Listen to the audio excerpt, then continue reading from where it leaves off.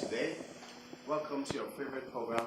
This is a program that seeks to showcase the lives of men and women all over the world who have made a philosophy to succeed by choice. These are people who don't give the environment as the excuse for why they're where they are. They recognize that there's an inborn capacity to fulfill destiny, to live more deliberately. And our goal in this program is to showcase this across different genders, different countries, different parts of the world. And the feedback we're getting shows us that we're in the right direction. Today we're going to be talking about a very lovely topic. It's around making excellence your brand. Living by choice. So I'd like to welcome Linda Quaynor. Linda, you're welcome to the show. Thank you, Tunde. And I also like to welcome Ibuku Obe. Ibuku, you're welcome to the show. Thank you, Tunde. So in a short while, we're going to be learning from their stories, and I guess we'll start from you, Ibuku. Can we get to meet you? Thank you, Tunde, for giving me this opportunity to discuss with you guys here today. Let me give you a short history of my background. Okay. Myself and Tunde have come a very long way together. We used to work the early days back in Schlumberger. Yeah. And I think he went to work for some other companies. So I was in Schlumberger in Nigeria. I got transferred to Schlumberger in the UK, and when I was in the UK, I was doing projects all over the world. I left Schlumberger to join some other companies. I worked for Nesco Group in the UK. I worked for BG Group, and before I started doing my business, so at some point in time when I was working for BG Group, I have an uncle who was a mentor, and he used to work for one of the biggest multinational companies.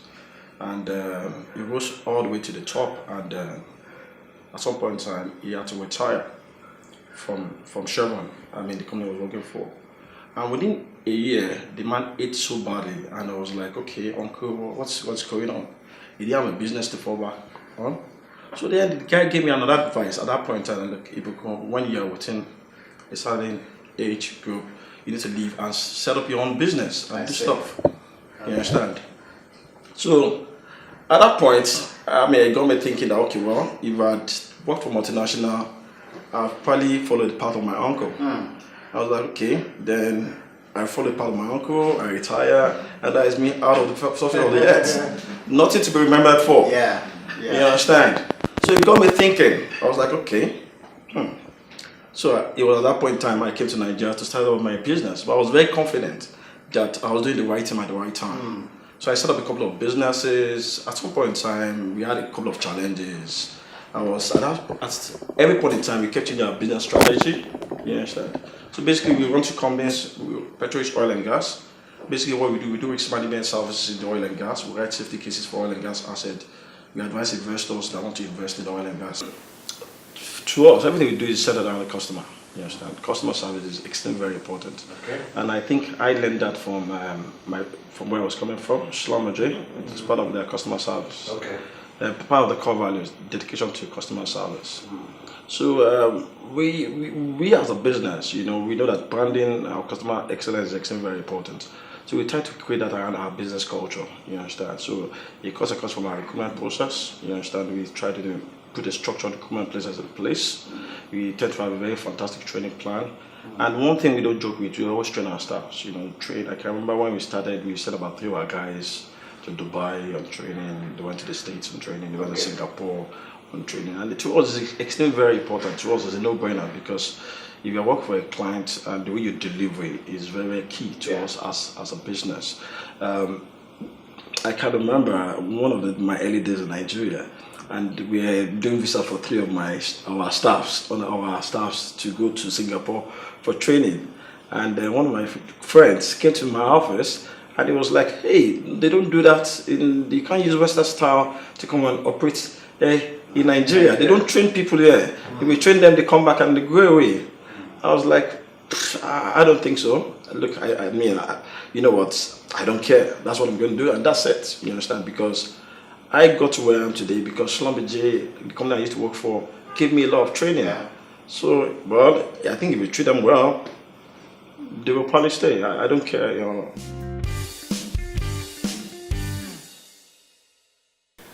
Next we'll be listening to Linda, who will share her story. So Linda, tell us about yourself.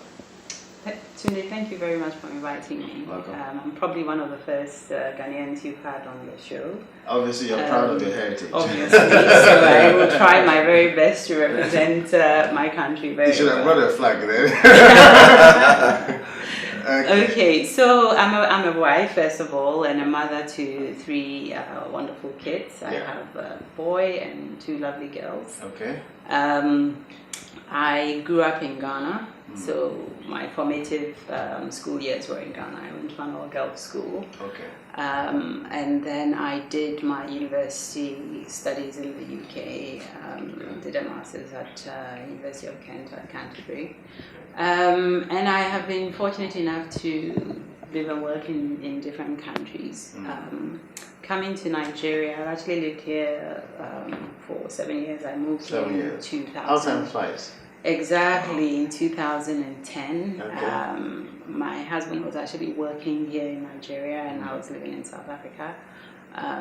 We all missed him so much, so we decided to move to Nigeria. And the funny thing is we came here with a very open mind in spite of what we had heard about Nigeria, and it's been a wonderful experience, I must say.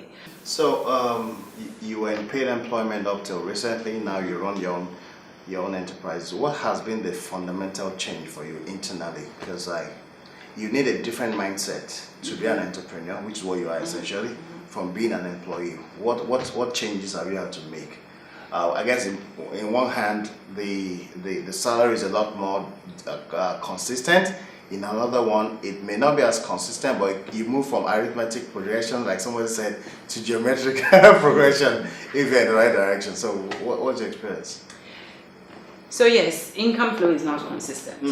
If you win a project, then obviously you may have income that will cover you for 3 months, or you get a bulk sum that covers you for 3 months. When you're in paid employment, there's a guaranteed amount that you get on a monthly basis that covers your expenses. So I think you need to reorient yourself around how you spend, how you manage your funding, the money that you're making. That's the first thing. For me, the second thing is, having worked in professional services for such a long time, I find that it's actually been a blessing, because when I'm looking at business opportunities and I'm looking at it with partners, I'm bringing in so much value from how companies are structured, the right things that you need to do to make sure that whatever it is you're trying to do is successful. Okay. But then at the same time, I don't have that constraint of pursuing business ideas that in a structured environment, you have to go through a lot of credit reviews and so on and so forth to get those things done. So you're able to harness a lot of ideas and take them to the next level, which sometimes working in a structured environment, you tend to be more constrained.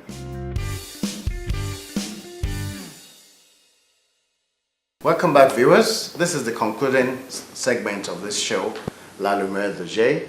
In this particular segment, we'll get to know a bit more about the guests, and this is where I get to ask the question, how would you like to be remembered? This time, I'll start with the lady.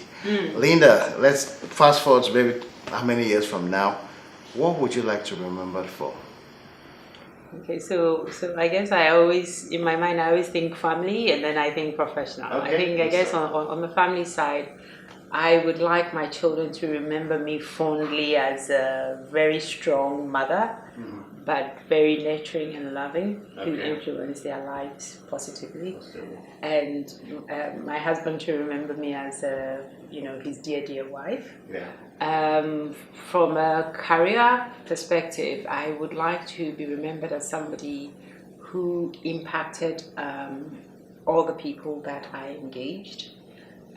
Somebody who helped people achieve their aspirations, and somebody who made a big impact on the African continent in terms of achieving some of the areas that we focused on in terms of development. Sound like a tall order, but it is. I'm sure you're up to the task. Ibuku, how about you? Yes, in terms of family, I would like to be the best dad in the world. Family. When it comes to business, One area that I've seen one area that I've seen that I think is pretty touching in the bigger part of the society that I think we need to do something about. We have a very bad reading culture in Nigeria. Reading culture, In Nigeria, and it stirs up in my heart to see how can I shape or how can I do stuff for people to get reading, because education is power. You understand? And I found out that there are a lot of ignorant people in this part of the world. Like in the UK, for example, where I live, in the UK, in each community there are libraries. You understand, the libraries, so my daughter go to the library all the time to read and all that.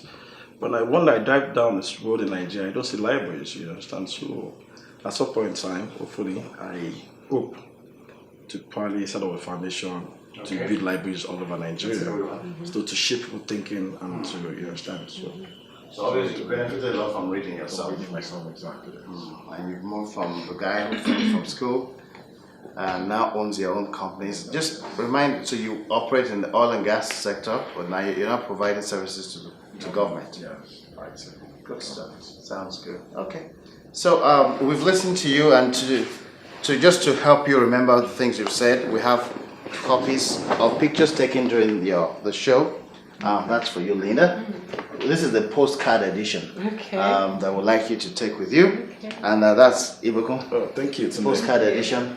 Take it on. So you can decide to frame it if you want, but we decided to give you the postcard edition to make it flexible. Oh, nice. So years from now, when you look at that picture, you'll remember on this day you made that tall list. The pictures are not the same, if you can see. They're slightly different. Each one focuses on one person per time.